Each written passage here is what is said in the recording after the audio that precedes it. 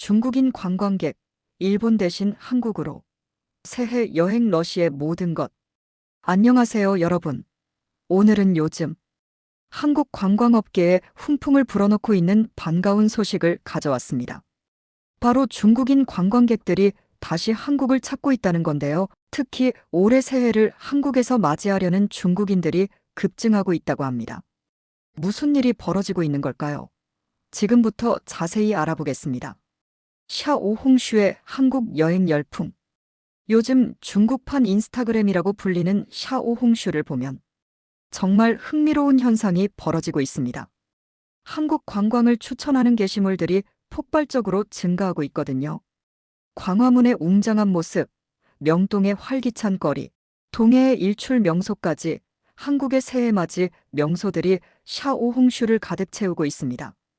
특히 보신각 타종 같은 한국 특유의 새해맞이 행사들이 중국인 관광객들에게 큰 관심을 받고 있는데요. 이런 문화적 경험이 중국인들에게는 매우 신선하고 매력적으로 다가가는 것 같습니다. 서울의 야경, 전통과 현대가 어우러진 풍경들이 SNS를 통해 빠르게 확산되면서 한국 여행에 대한 관심이 급증하고 있습니다. 새해 연휴 확대의 효과. 올해 특별히 주목해야 할 점이 있습니다. 중국 정부가 1월 2일을 휴일로 지정하면서 새해 연휴가 기존 3일에서 4일로 늘어났다는 겁니다. 하루 차이지만 해외여행을 계획하는 데는 큰 영향을 미치죠. 중국 여행사 부장의 말에 따르면 2025년과 비교해 2026년 새해 맞이 한국 관광이 2배 이상 증가했다고 합니다. 이 짧은 연휴 기간 동안 한국은 중국인들에게 이상적인 여행지입니다. 비행시간이 2~3시간으로 짧고 시차도 거의 없어서 짧은 휴가를 효율적으로 활용할 수 있거든요. 게다가 다양한 볼거리와 즐길거리가 밀집되어 있어 짧은 기간에도 알찬 여행이 가능합니다. 중일 관계 악화의 반사이익.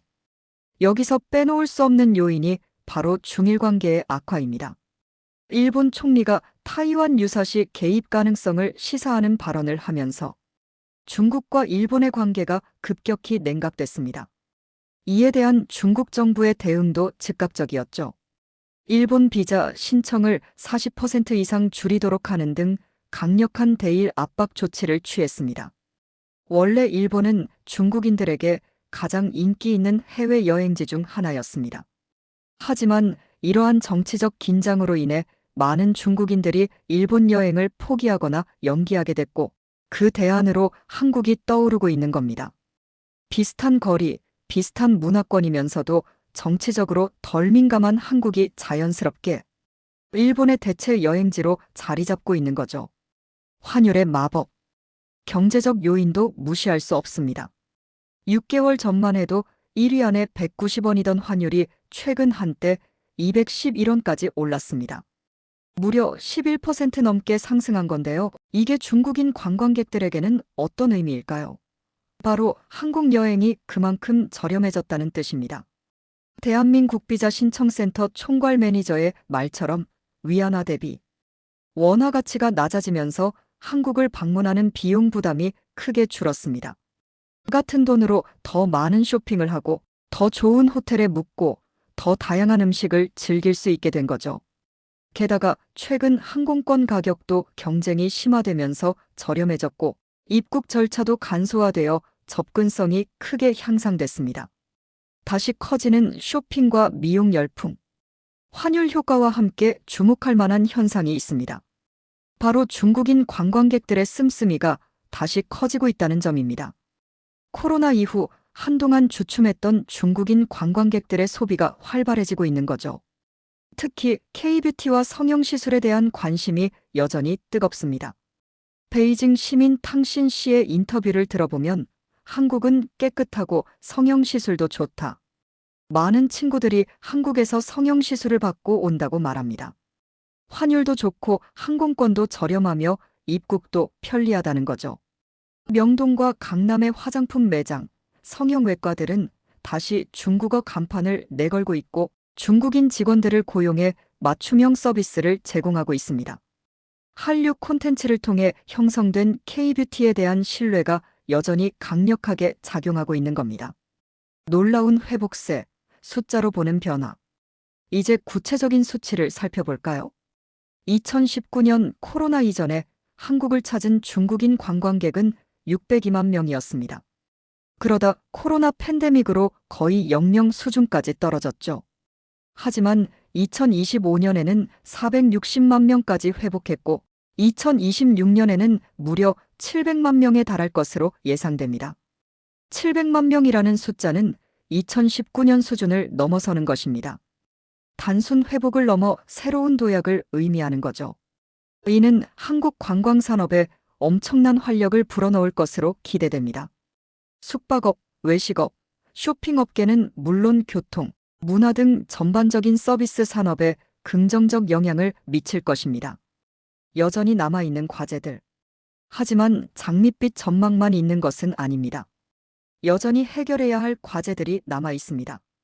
일부 중국인 관광객들은 한국 여행을 망설이게 만드는 요인들이 있다고 말합니다. 첫째, 반중 정서입니다. 최근 몇 년간 한국 사회에서 나타난 혐중 시위나 중국인에 대한 부정적 태도가 일부 중국인들에게 불안감을 주고 있습니다. SNS에서는 한국에서 차별을 당했다는 경험담들이 공유되기도 하죠. 둘째, 바가지 상술 문제입니다. 일부 업체들이 중국인 관광객을 대상으로 터무니없이 비싼 가격을 받거나 저품질의 서비스를 제공하는 사례들이 여전히 보고되고 있습니다. 이런 부정적 경험은 SNS를 통해 빠르게 확산되면서 한국 관광 이미지에 타격을 주고 있습니다. 지속 가능한 관광을 위한 제언.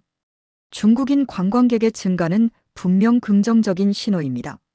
하지만 이를 일시적 현상이 아닌 지속 가능한 관광 산업으로 만들기 위해서는 몇 가지 노력이 필요합니다. 첫째, 상호 존중의 문화를 만들어야 합니다. 관광객을 단순히 돈을 쓰는 대상이 아니라 우리 문화를 경험하고 교류하는 손님으로 대해야 합니다. 정부와 지자체는 반중 정서를 완화하고 상호 이해를 증진시키는 프로그램을 강화해야 합니다. 둘째, 공정한 가격과 양질의 서비스가 보장되어야 합니다. 바가지 상술에 대한 단속을 강화하고 우수업체를 인증하는 시스템을 확대해야 합니다. 중국어 서비스가 가능한 관광 인프라도 더 확충할 필요가 있습니다. 셋째, 다양한 관광 콘텐츠를 개발해야 합니다. 단순 쇼핑 관광을 넘어 문화체험, 자연관광, 웰니스 관광 등 다채로운 프로그램을 제공해야 합니다. 이를 통해 중국인 관광객들에게 더 깊이 있는 한국 경험을 선사할 수 있을 것입니다. 마치며 중국인 관광객의 한국 여행 증가는 여러 요인이 복합적으로 작용한 결과입니다.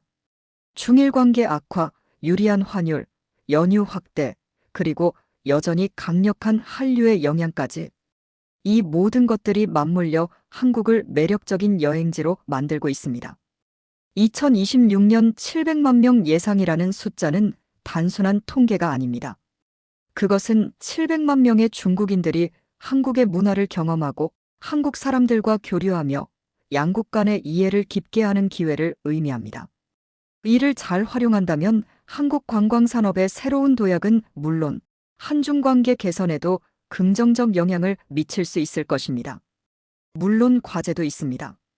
반중 정서와 바가지 상술 같은 부정적 요소들을 해결해야 하죠. 하지만 이런 문제들을 직시하고 개선해 나간다면 중국인 관광객들은 한국의 진정한 매력을 발견하고 더 많은 사람들에게 추천할 것입니다. 새해를 맞아 한국을 찾는 중국인 관광객들에게 따뜻한 환대와 멋진 경험을 선사한다면 그들은 최고의 홍보대사가 되어 더 많은 사람들을 한국으로 이끌 것입니다. 이것이 바로 지속 가능한 관광의 힘이 아닐까요? 여러분은 이 현상을 어떻게 보시나요? 댓글로 의견을 나눠주세요. 그리고 이 영상이 유익했다면 좋아요와 구독 부탁드립니다. 다음에도 더 흥미로운 주제로 찾아뵙겠습니다. 감사합니다.